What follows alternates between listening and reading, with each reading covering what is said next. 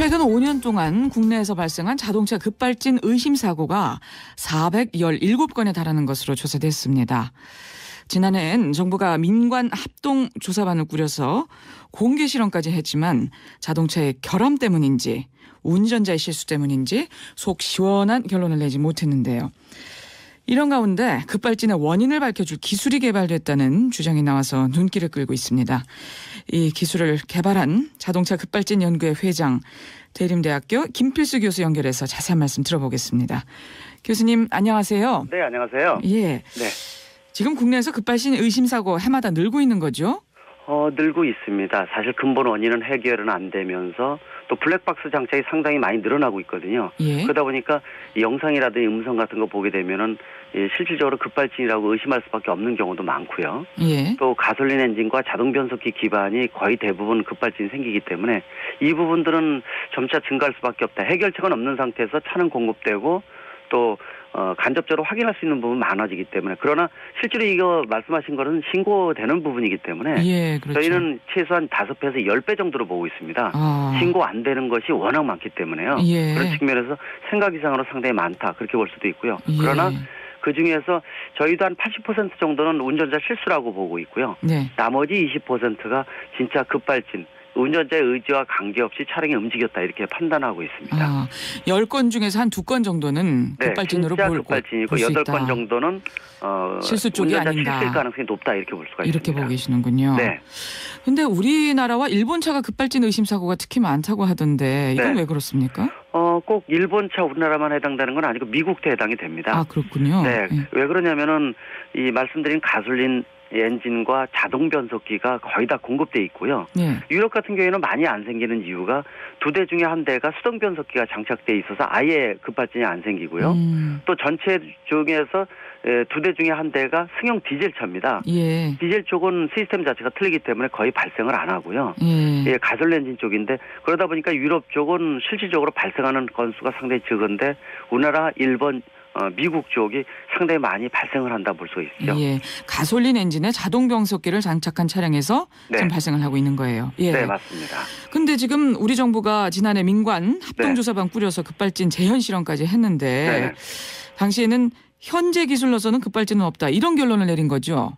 근데 작년에 실험했던 것도 문제가 좀 있고요. 예. 사실 급발진이라는 게 차량 대수로 보게 되면은 몇만 대 1에서 한 20만 대 1 정도가 되거든요. 예. 근데 하루 이틀에 실험을 해서 이 결과를 뽑는다는 건 사실 불가능한 얘기입니다. 실험은 그렇게 하면 안 되고요. 예. 또 정부에서 작년에 시행했던 것도 실질적으로 급발진이 생긴 몇 건 가지고 조사를 한 거기 때문에 그 결과만 가지고 한 거기 때문에 전체적으로 보고 하는 건 아닙니다. 그런 측면에서 실험 방법이라든지 또는 사고 난 건수를 가지고 한 부분이기 때문에 그런 부분 자체는 사실 납득이 이해할 수 있는 부분이 없다 이렇게 볼 수가 있습니다. 어떻게 보면 원인을 정확히 밝히지도 못했는데 그리고 과정도 충분하지 못했고 그런데도 결론은 급발진은 없다. 정부가 이런 입장을 고수하고 있는 거고 자동차 업계 역시 마찬가지 입장이잖아요. 네, 맞습니다. 사실 업계 입장에서는 인정을 하게 되면 우리 차가 결함이 있다라고 인정을 하는 것이기 때문에 문제가 심각해질 수가 있습니다. 일단 무작정 현실적으로 증명할 수가 없다 이런 식으로 얘기해 주는 것이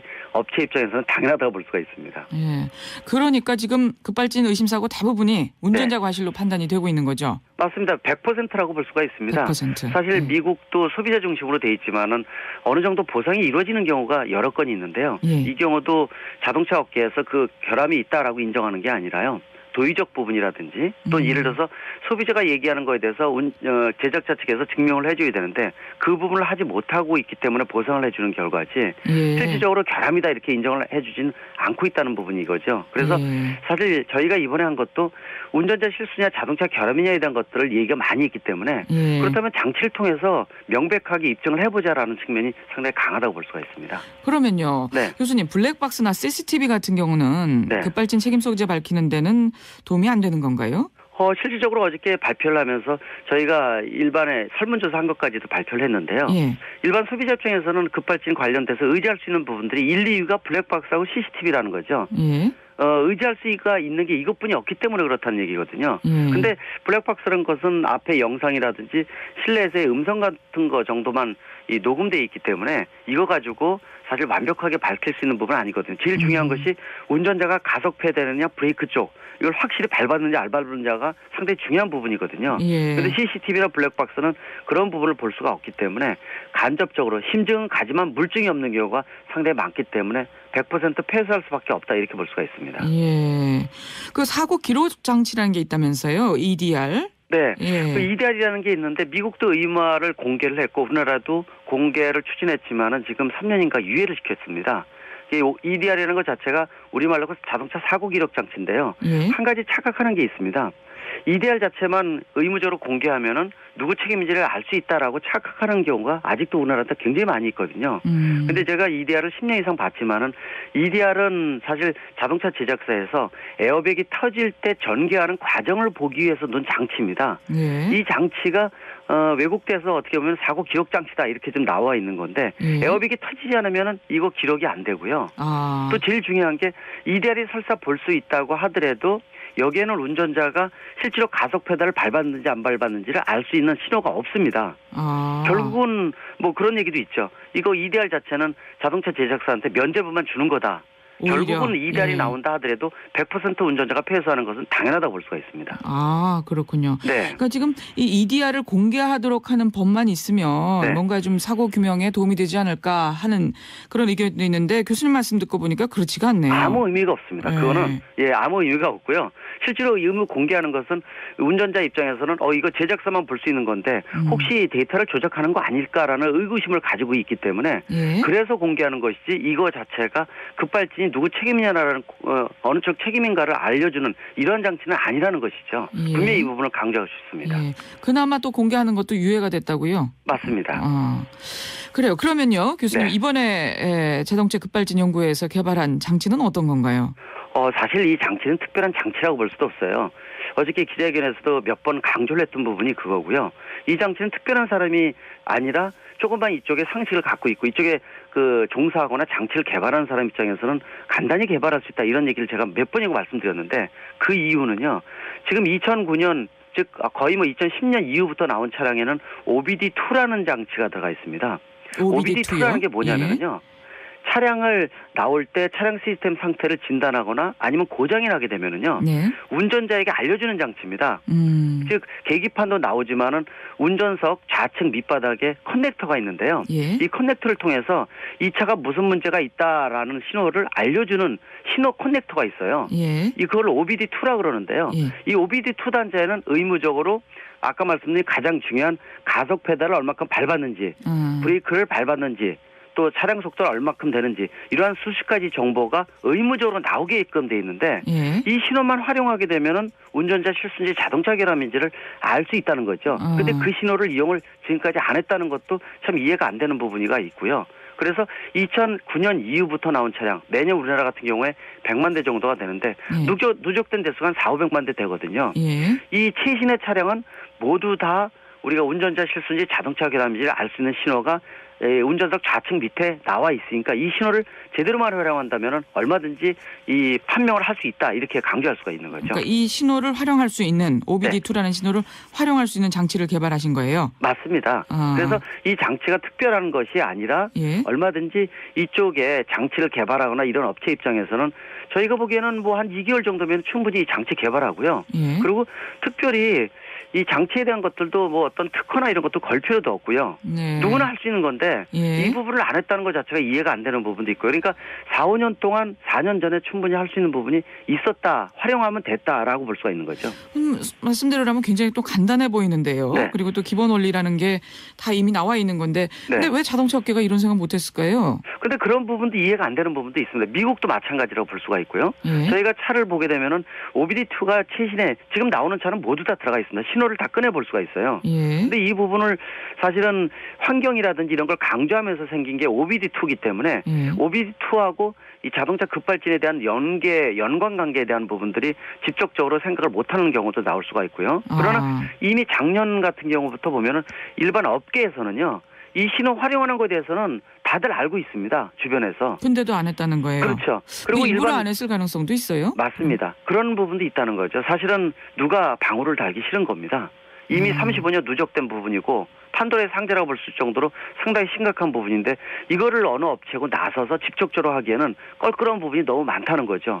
그러나 중요한 것은 분명히 이것은 몇 년 이내에 터질 문제고요. 또 터지게 되면 심각한 부작용이 있는데 지금 사실 거부한다고 되는 부분이 아니라는 것을 특히 강조하고 싶죠. 예. 네. 지금 업계에서 반응을 보면 네. 그래서 이런 개념의 장치가 뭐 기존에도 좀 시제품으로 나와 있는 게 있다. 그리고 뭐 EDR을 아까 말씀하신 EDR 사고 기록 장치가 사고 전 한 5초부터 기록하는 거와 좀 다르게 사고 전 24시간 이상 기록하는 거 이 정도의 차이점뿐이지 뭐 큰 의미가 없다. 공식적으로 대응할 가치가 없다. 뭐 이런 입장들이네요. 공식적으로 얘기를 아무도 안 합니다. 왜냐하면 이거를 얘기 안 한다는 뜻은 무슨 뜻이냐면 얘기를 하게 되면 문제가 됩니다. 자기네들가 밝히기 싫다는 뜻도 가지고 있는 거거든요. 항상 강조하는 게 누구 실수인지는 우리도 알고 싶다 막 그러지 않습니까? 근데 막상 내놓고 이거에 대해서 만약에 부정적인 얘기가 나온다면은 문제가 있는 메이커라고 볼 수가 있고요. 또 중요한 것은 아까 OBD2라고 신호가 이 옆에 나와 있는데 이 신호라는 거는요. 신호가 안 나오게 되면은 차가 인증을 못 나가게 돼 있어 이거를 생산 못 하게 돼 있습니다. 법적으로. 만약에 여기 나온 데이터를 거부한다는 것은 자기네 차가 나오면 안 되는 자기 부정에 해당되는 부분이기 때문에 공식적으로 이 반응을 할 수가 없다 이렇게 볼 수가 있고요. 저희도 이해가 안 되는 게 업체에서 이미 신호가 나와 있는데 그걸 무시했었거든요. 저희가 공식적으로 수면 위에 기자회견 가지면서 올린 이유가 이제는 수면 위에 올려서 이 신호를 활용할 필요가 있다라는 뜻을 가지고 있거든요. 그렇기 때문에 그 신호를 안 쓰는 것 자체가 문제고요. 그래서 각성시키기 위해서 수면 위에 올렸다 이렇게 보시면 좋을 것 같습니다. 그렇군요. 혹시 효과는 검증이 됐습니까? 어떤 비슷한 실험을 하셨어요? 실험을 했고요. 충돌 시험 장치만 안 한 겁니다. 모든 신호가 이 테이블에서 다 나오는 거 확인을 했고요. 그래서 충돌 시험 장치는 저희 대학에서 있는 것도 아니고요. 국가에서 몇 개뿐이 없을 정도이기 때문에 이거는 정부에서 나서서 해줘야 되는 부분이고 이미 접촉을 했고요. 그 부분에 대해서는 아마 적극적으로 도와줄 거라 이렇게 판단을 하고 있습니다. 정부에서도 곧 관련해서 실험이 있을 것이다 이런 말씀이십니다. 할 수밖에 없고요. 안 하게 된다면은 부정한다는 뜻은 이거가 어느 쪽 책임인지 밝힐 뜻이 없다는 뜻을 가지고 있기 때문에 충돌 실험을 해보면 좀 더 정확하게 드러나겠네요. 맞습니다. 더 정확하고요. 입장이 맞는지. 장치의 신호에 대한 신뢰성도 얘기를 하고 있는데요. 아까 말씀드린 대로 OBD2에서 신호는 다 누구나 측정을 할 수 있고 다 나오고 있습니다. 이게 안 나오면은 지금 차 자체가 인증을 해서 출고할 수 없는 조건을 갖춘 거기 때문에 정부 자체에서 잘못 인증을 했다는 뜻도 가지고 있습니다. 결과를 좀 지켜보면 될 것 같고요. 맞습니다. 이런 의견도 있습니다. 가속 페달 밟고 있는지가 굉장히 중요하잖아요. 운전자가. 블랙박스 카메라만 운전석 밑에 설치하면 되는 거 아니냐. 어떻게 생각하세요? 블랙박스 발을 찍는 이게 또 간단한 방법 아닌가요? 4년 전에 제가 얘기했던 얘기입니다. 왜냐하면 블랙박스에 대한 KS 인증을 제가 위원장을 맡고 있기 때문에 업체들한테 이런 거를 나오면은 상당히 밝히는 데 도움이 될 것이다. 그래서 이 지금 말씀드린 이런 장치와 더불어서 장치에서 나오는 신호는 10여 가지 장치이기 때문에요. 운전자의 운전 상태, 차량의 상태, 움직임 이런 걸 다 볼 수가 있습니다. 시뮬레이션이 가능하다는 거죠. 여기에다가 발을 찍는 것까지 영상에 보태진다면은 확실하게 어느 책임인지 100% 밝힐 수가 있기 때문에 이런 부분이 더 중요하다고 볼 수가 있습니다. 어쨌든 지금 운전자가 이 피해를 규명하도록 되는 거 이건 좀 문제가 많은 것 같습니다. 알겠습니다. 오늘 여기까지 말씀 듣겠습니다. 네, 감사합니다. 자동차 급발진 연구회 회장 맡고 있는 대림대 자동차학과 김필수